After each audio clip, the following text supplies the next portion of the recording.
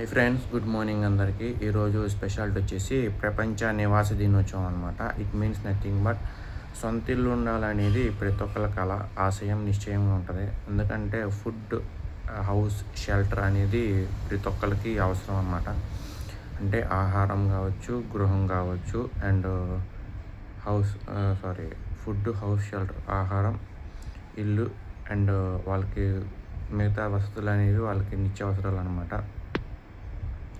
So ఇలా నిత్యావసరాలు అందించడం ప్రభుత్వం వాళ్ళ బాధ్యత. కానీ ఇప్పుడు ప్రభుత్వాలు ఏం చేస్తున్నాయి అంటే ఏదో కాకమ్మ కౌరులు చెప్పి ఏదో పైపైన హామీలు ఇచ్చేసేసి మేము నెరవేర్చేసాం బొంగు భూషణం అని చెప్పి చేస్తున్నాయి. అది ఎంతవరకు కరెక్టో వాళ్ళకే తెలియాలి, గవర్నమెంట్స్కే.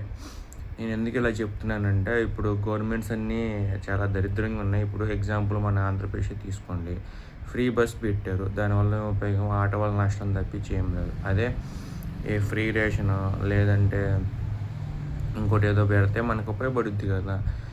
లేకపోతే ఫ్రీ మున్సిపాలిటీ సిస్టము లేదంటే ఇట్లా కొన్ని ఉంటాయి ఉపయోగాలు పడేవి. లేదంటే ఫ్రీగా ఇల్లు కట్టించేస్తామను ఇట్లా పెడితే బాగుంటుంది. కానీ డబ్బు అంతా వృధా చేసి ఎదవ హామీలు ఇచ్చి గెలిచాక మేము అది చేసాం ఇది పీకామని చెప్పి ఏమి ఉండదు అక్కడ అనమాట. ఆఖరి రైతన్నలు అన్నదాతలకు కూడా అన్యాయం చేస్తున్నారు ఈ గవర్నమెంట్ వాళ్ళు. అట్లా తయారయ్యారనమాట మన దేశం. అందుకని ఇంకా డెవలపింగ్ స్టేజ్లో ఉంది, డెవలప్ అవ్వకుండా. సో గమనిస్తారని చెప్పి ఆశిస్తున్నాను. నేను రాజకీయ నాయకులు తిట్టేస్తున్నాను, అవమానపరుస్తున్నాను అని అనుకుంటే ఎవరైనా సారీ.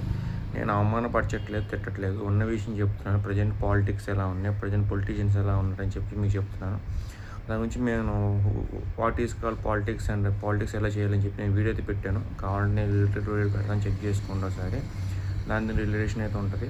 సో ప్రతి ఒక్కరికి ఆవాస నివాసాలు ఉండాలని చెప్పి వాళ్ళ కోరిక, ఆకాంక్ష అనమాట. సో అది గవర్నమెంట్ నెరవేర్చాలి. అంటే ఆర్థిక సహాయం చేయాలి. మొత్తం ఇల్లు కట్టించి మనం అనేది చెప్పము. ఎందుకంటే అందరికి అన్ని కోట్ల మంది కట్టియాలంటే 140 మంది కోట్లకి ప్రభుత్వానికైనా కొంచెం ఇబ్బంది. సో కొంచెం వాళ్ళకి తోచిన ఆర్థిక సహాయం అందించాలని చెప్పి మనస్ఫూర్తిగా కోరుకుంటున్నాను. ఇది ప్రపంచవ్యాప్తంగా జరుగుతుంది కాబట్టి ప్రపంచ నివాస దినోత్సవం అనమాట. Thank you so much.